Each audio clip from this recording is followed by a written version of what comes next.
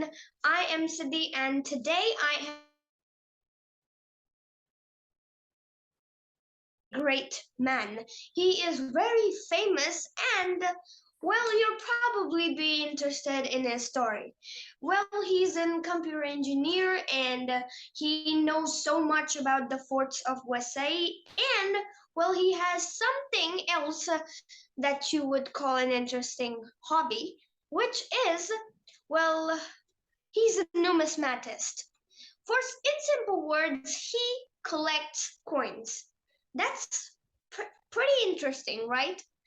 Everyone would be interested in knowing about a man who collects coins. Well, let me tell you a thing about him. He has collected over 3,000 coins, and they are all very, very rare. When you see a coin in your house, you think it's not special, is it? Well, you never know. This is the man you can go to and ask, and you can even give coins, and he will take it, right? So you would donate to his collection, and it would be wow. It would be such a help for him, and or you can get to see his collection too. So let's give it up for Pascal Lopes from Visay. Sir. Hey, thanks, Siddhi. Thanks for the introduction. Hey, hi. So, can you, although I introduced you already, can you give an introduction?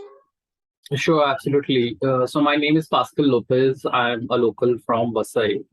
And first of all, Siddhi, I would really like to congratulate you at this young age. I think you have taken this initiative to, interview people who do something which is a little out of the way or who follow their passion. So that's really great to do that at this young age. So thanks for that. Oh, I think I'm a computer engineer by profession, and collecting old coins and coins of India was a hobby since school times. But now it has become my passion. While collecting coins and while studying coins, I got to know that these coins were also minted in place where I stay, which is Vasai, right? And it has a great history. So from there, I started getting into taking interest into the study of forts. Specifically, the Vasai fort is what I studied a lot, and the Portuguese and the Maratha history around it. And while doing this, stamps was something that was along with it, right? It was a subject that was very close to always getting referred when I was referring to documents. So that's how I have started collecting coins of India, stamps, and gathering history around the forts. So I would say that's my brief introduction. Rest, I think, as we talk in the interview, we'll talk more. okay. Thank you, sir, and it's a pleasure for having you here on my YouTube channel. The pleasure is equally mine. Shridhi. Okay. So let's start, shall we? Yeah, definitely. Let's go ahead. Okay, first question. How did this hobby start, and what motivated you to turn this hobby into a profession? Right. So, coin collection from school days mainly got triggered with a story that my dad told me about, like he being collecting coins at some point of time, and then for certain reasons he had to give those coins away, and that was like more of a bedtime story that he was telling me. So it just stuck in my mind that something like this was there, and then while playing around the neighborhood, which you call the hide and seek game. So Vasai had a lot of old houses. Then even now it has a lot of heritage houses. Uh, so when we used to hide in different places, there is something called as the upper gallery or the portmala within these old houses. So when I went to hide there, there was a person actually staying there as well. Uh, and I did find some of the coins scattered there. One of the coins that I picked up was of King George V of 1913. Uh, so I asked the person staying out there that, can I have this one? And for him, it was like more of a scrap. So he said, yeah, just take it away. That was, I think, the first coin. It really sparked that entire thing to collect coins, and from there it really got started. Uh, Further than, like, when I started showing it to my school friends, quite in school that time, so they started bringing in coins from their houses. Some were collect, some had foreign coins because their parents used to work abroad or travel abroad. So they started getting those kind of coins. So that's how the collection started building up. Uh, Later, like, when I started working, I started reading certain books which gave me more information about this subject, and it was very, I would say, it was a very interesting kind of a topic, because typical history that I studied in school, the way I started looking at these, or the way these books were written, specifically the book called Coins by P.L. Gupta, uh, really made you think about the history where the artifact is actually available in and around you. So the coin is an artifact that has lived since that time. And then Mumbai University started one course. It was called as Masters in Numismatics and Archaeology. So numismatics, as you rightly pointed out, is study of coins, and archaeology is anything where, like, you go to ancient places, you can really dig up that place and find out artifacts. So what is the exactly art and science in this is what they were teaching in this course. My main interest for this master's program was numismatics, but somehow the subject had archaeology as well. So it really brought both those subjects in the mix. And what I really found out was the way you look at history, when you look at it from the window of coins, was completely different. And the professors out there really encouraged us to write articles, do projects around it. While my profession was and is still computer engineering, the this subject really gets me interested, and typically on weekends, specifically Saturday mornings, is what I spend working around this subject. So that master's program, I think, really took me to a completely different level. The way I looked at coin collection just as a hobby, it suddenly became a passion, a purpose to do something and contribute back, writing articles, writing research papers, presenting them in forums. So, all that started from there. So it's still not a profession as such, but it's quite a great passion. A lot of people do approach me for identification of coins, for validation of coins. And I think it's really fun. I really love it. It is something that uh, I like to do, and it just interests me a lot. So that's how it has grown. The journey has grown, Siddhi. Wow, that's an incredible start, and I can tell that this is a start because the journey is going a long way. Absolutely. Yes. Okay, so next question. Which is the rarest coin in your collection and how rare? So, there are multiple coins. I don't collect coins with rarity, but yeah, as you collect, some coins definitely are, which are very, very rare. Uh, while I'm collecting coins across India, my focus is typically on Mumbai, which is Bombay in the earlier days, Vasai, and Sopara, Virat, right? So that's the region typically that I really focus on when I'm studying history or when I'm collecting coins. Uh, this region has a history right from the Ashokan period. So Ashokan edicts have been found over here. Uh, and then, like, there are coins in that period. And then there is Satwana coins that are Yeah, there in this region. And then there is the Portuguese, British, and Maratha history that occurs. So each one has their own set of rarity in coins. I think I will talk of, like, about three or four coins which are really rare and I really like them. The first one I will mention is a coin which was minted by the Marathas when won over the Portuguese in 1739 out here in the war between the Portuguese and Maratha war. And they started minting their own coins. Uh, what they in this region, right, in the Thana, Palghar, Vasai region, what they wrote on those coins was Pranta Sasti, which is region of Sasti. which is the region of Bhinder, Uttan, Vasai. That region was called as Sasti, as in 66 villages. Uh, right, so that is Sasti. And behind that is written Shaka 1770. Right, so Shaka 96, but it comes to the AD date of 1770. So that was typically the period when Marathas took over from the Portuguese, they minted the coins, and they had a very short-lived stint over here because very soon the power was getting handed over to the British. So Yeah. this coin has three types into it. There is a double paisa, there is a Mm. single paisa, and there is a half paisa.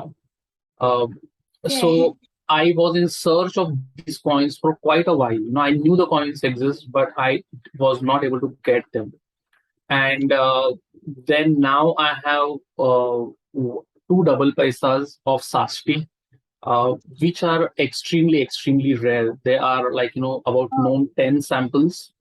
Mm. One is in a book on Maratha coins that is written by K.K. Maheshwari sir. So he has minted that coin, published that coin there. So there is one from that collection. There are two in mine. There is one with an industrialist in Mumbai and a few here and there. So that's how, like, not more than 10 coins that are known of Pran Sastri. So I think that is one of the best coins that I have. The second one I would mention, which is again linked to the Portuguese Maratha history, is when the Portuguese were in Vasai or in Goa or Diu Daman, they Yeah. minted coins and they mark the coins to indicate whether they are from Goa, whether they are minted in Goa or in Diu Daman or in Vasai. And I have few coins which Portuguese have minted in Vasai. So that really links great to the Portuguese history, the Maratha history. And the third coin that I would like to mention over here is in the Satavahana period, right?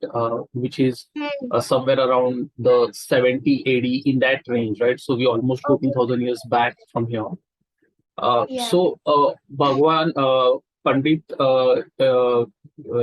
Indrani excavated the Buddhist stupa and he was able to get one coin of Yajna Shatkarni of Satavana. So that really established that Satavanas did exist in Sopara. But the key thing is that these coins, these Satkarni coins, are found all over India. But even the Satavanas had a specific way to mark whether the coin is from uh, Ujjain, right? So if it is from Ujjain, it used to have a cross with, like, four circles around it. So that was indicator Okay. that this coin is from Ujjain. But if it is from Sopara, then it used to Yeah. have an axe, right? An axe, Yeah. And Pukar, an axe, right? So okay. this region of the west coast, right, is known as a region that was conquered or, like, protected by Lord Parshurama. So Parshurama is Rama with an axe, right? Lord Ram with an axe. So he Yeah. fought with the sea god with the axe to, like, ensure that the sea does not take over this entire region. Hence, this region Yeah. is very much related to axe with Lord Parshurama as, like, the founder of the region. So Satvanas have some coins on which you see an axe. It's a very unique symbol, very rare, and that is supposedly a coin that is minted in Sopara. And I have that coin in my collection as well. So I would like to list these three coins. One is of Maratha Sasti, second one is of Yeah. Portuguese Mint, and third one is of Satvana, the Sopara Mint. Those are the three rare coins I think I really cherish in my collection. Wow, you have really rare coins, and I should tell you, last year we learned about Satvanas in my history book. We had Oh, about them. wow. Okay, that's good. That's nice. I think, Siddhi, these days the history books have really, what I would say, consolidated to ensure it gives you the correct picture of history. And hence, I think getting Satwan into history books was really important. And I'm glad you're saying you have studied Yeah, about them there. So that's really nice to hear. yeah. And so, the next question: how can we know history from coins? Yeah, absolutely. I think it's a very interesting question. I think coins would supplement the history that has been written, right? So again, Yeah, continuing on this Satavahana topic, most of the Satavahana kings, their names as we know them. So there is of course. Sri Gautami Putra Yajna Satkarni, the coin of whose was found in Sopara. And there are around 21, 22 kings that have been mentioned in the old scriptures or Puranas as we call them, right? So their Mm, names are listed there. And from there, we pick them up into our history books and show them. Uh, Now, when people are excavating various sites archaeologically, they are finding various coins of various kings and the Satavahana kings as well, right? So when they chronologically put the coins together, they found out that there are certain kings which are not mentioned in the history books, but their coins are found. And coins are supposedly the primary source of history. They are the first ones to tell you history. So it mm, supplements history, right? So in history books, we had, let's say, 20, 21 kings. When I find those coins, there are 24, 25 kings. So I know that, there are three kings that I need to add them. And to arrange them chronologically, the speciality of Satmana coins is that they generally mention the name of the predator, right? So typically their mother, Gautami Putra Yajna Satkarni. So we exactly know that his mother was Gautami. So everyone is writing the name of their mother or their ancestor, and hence you are also able to chronologically order them. Certain coins, like Western Kshatrap coins, have also written dates in Brahmi script. So you are easily able to chronologically put them in order. yeah. And that's how I think coins supplement that history, and especially the ancient history. A lot of new things come to light just based on the coins. So I think that is how coins help you define history, or might be align history or correct it at times as well. Okay, that's great. Human humans have gone so far that uh, they can know history from coins. I don't know what to say. So, moving on to the next question. Was it difficult for you to collect these many coins? See, I think when I started collecting in school days, there was no thought of how many, right? The number was not there in the game. Uh, I was just collecting them and keeping them typically into a box. Yeah, I never realized when I crossed the 1,000 mark. I think when I started working with making some money of my own, I was able to buy these a little advanced books, um, yeah, and based on that, I then started figuring out that all right. So if I look at the British India coins, which is British in India, the yeah, subject, there are coins from, let's say, 1835 to 1947, when they have minted a coin almost in every year. And the coins they have minted is 1 rupee, half rupee, 1/4 rupee, quarter anna. So we have all list of coins that are there. That was a time when I really prepared a list of which coins I have, and I started a hunt for the coins that I don't have. And there are certain specific places, like if you go to old houses, you go to certain specific communities. mm, They used to have these British coins in ample, right? Uh, mm, so I started really selecting the coins which with dates that I didn't have, yeah, and the collection started growing. It is recently that when I started writing about these coins, I started getting questions. As in how many coins, and that was the time I really started cataloging them and finding out how many coins I have. And that's when I realized that it has crossed the 3,000 mark. So yeah, yeah, there was no definite aim to collect so many coins, but somehow they have now come into the collection. But I think the real challenge of having so many coins was how do you preserve them, arrange them, organize them. And mm, somehow, there were people who were able to guide me and tell how to organize these coins. So that helped me arrange them well so that they can be very well kept uh, in my house in safe places. And then also at the same time being able to retrieve the coin or bring the coin out to explain it to people when required, because searching a coin in a set of 3,000 would otherwise become very, very difficult. But I exactly know which of my coin is located where, and I can edit and pull that. So That's how I think the number has grown, and I think that's how I'm trying to preserve them as well. Okay, that's nice. So, would you say that uh, numismatics is Mhm. better a hobby or a profession? Uh, See, basically, there is education in numismatics that is available now. Specifically, when a country is in a developing stage, um, numismatics is best as a hobby because we don't Yeah, have, if the country is developing, you don't have a lot of career options in such fields. Uh, but what has happened now is India is really moving, as a country, is really moving from a developing nation to a developed kind of a nation. It is in that bridge where it will cross soon.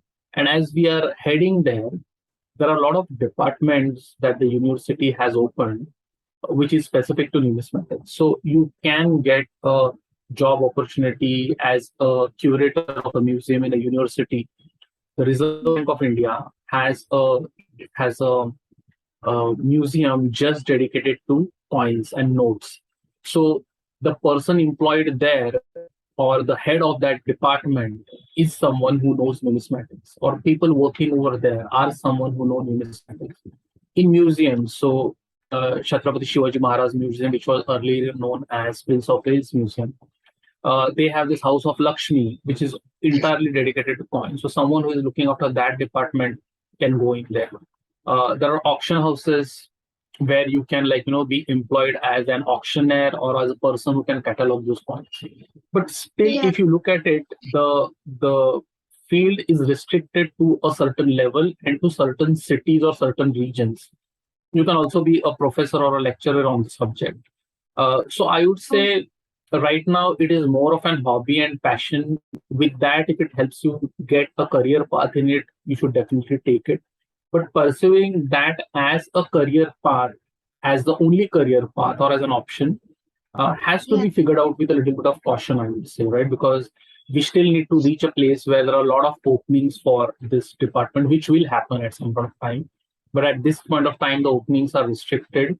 You go in it if you like it as a hobby, or if you are interested in it from an historic perspective and want to teach that subject. But other than that, I would say go as a hobby, do it as a something that runs parallel to your main career. And then, at some point of time, if that profession picks up well, you can always join it. So yeah, I would say it's more of a okay, passion and hobby right now rather than a serious professional path onto it. okay. So you really prefer it as a hobby. That's nice. When you started, how did you get information about coins? Uh, right. So, as I said, initially I just started collecting them. Uh, Looking at the way of collection, I was always in search of some place from where I can get that Yeah, information. These days we have social media, but back then when I started my collection, it was absolutely not there. I mean, you just did not know who else was collecting coins this seriously. But yeah, there was an article in Reader's Digest by Shanu Bijlani. The article was named "Small Change for big coins, big change for small coins," something of that sort she had written. And she gave names of certain institutes who can help you and certain people who can help you. Um, yeah. so she did not give that in the article, but she wrote that article on which dealt with coins, typically Gupta coins, and that's what she had written. Uh, so I wrote to Shanu Bijlani then as a typical post, not an Yeah. email, but a typical postal mail. I still preserve it because that was a breakthrough that I had got. Uh, so when I wrote to her, the article was actually published around 2 years before. I was reading a second-hand Reader's Digest, which was published 2 years back. But I wrote to her, and fortunately, she replied back with around five sources who can help me out. And Oh, the two that really were useful is late Mr. M. Mukund Prabhu from Bangalore. He is a very senior numismatist and coin collector, and Indian Institute of Research in Numismatic Studies. Yeah. So that's at NASEC. So these two were like, very useful resources. I was able to put up the coin rubbings, mail it to them, and they used to send me back Yeah. information. So I think that is how information on coins used to come in, and then they further suggested me book of P.L. Gupta on coins, which I still have in my collection. Uh, that also gave a good philosophy or history around coins. And later on, I think I went to my MA, which was in Mumbai University. So there were professors who taught me that, and now I'm doing my research on it. But that's how the information gathering process started. Yeah. Wow, that's nice. So now heading for our last question. This is a Sure, kind of question that will trick you because you you can give a short answer for it. See, I sure, have it in my interviews. The last question is you have to answer it in a short way. So it's gonna trick your mind, I think. So sure. how do you keep 3,000 more than 3,000 coins safe? Uh, so there are protective covers. So use those protective covers. I think that's the short answer. Okay, so you use covers, right? Yeah, the protective covers or capsules that keeps the coin safe. So that's how you keep them from, I think, do coins rust? I don't know. Yeah, they do. So if you have copper coins, they will get oxidized. If your silver coins, they will start getting blackish. So keeping them in those protective covers or capsules helps protect them. And I keep all my coins there. Okay, okay.